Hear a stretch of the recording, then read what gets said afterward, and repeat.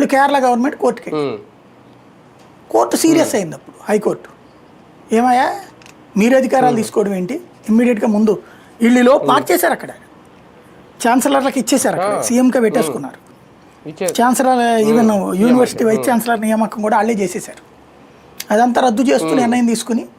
అసలు నీకు సంబంధం లేదు పొమ్మన మంది ఇక్కడ అదే తీర్మానం తమిళనాడు ఆమోదించింది దాన్నే గవర్నర్ రిజెక్ట్ చేసింది రాష్ట్రపతి దగ్గరికి పంపించింది అది ఆటోమేటిక్ ఆమోదం గెజిట్ అన్నాడు ఈయన ఎలా ఒక రాష్ట్ర హైకోర్టులో ఒక రకంగా ఇంకో రాష్ట్ర హైకోర్టులో ఇంకో రకంగా ఇవన్నీ చర్చకు వచ్చేటటువంటి అంశాలే కానీ ఒకటి సార్ అంటే ఈ అంశంతో న్యాయ వ్యవస్థకేనే అలాగే పార్లమెంట్ వ్యవస్థకే మధ్య ఒక క్లాషెస్ జరగాలి ఇప్పుడు ఏంటంటే దేనికైనా సరే స్పర్ధయా వర్ధతే విద్య అంటారు ఇలాంటి ఒక సంఘర్షణ వాతావరణాన్ని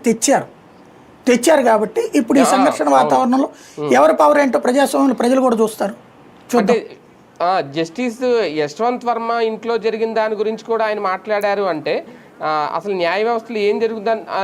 జరుగుతుంది ఏం చేస్తున్నారు ఎలాంటి నిర్ణయాలు తీసుకుంటారని అంత క్షుణ్ణంగా పరిశీలిస్తుంది ప్రభుత్వం చాలా స్పష్టంగా కొంతమంది న్యాయమూర్తులే మిగతా న్యాయమూర్తుల మీద జడ్జిమెంట్లు ఇచ్చింది ఉంది ఒక హైకోర్టు న్యాయమూర్తి సుప్రీంకోర్టు జడ్జీల మీద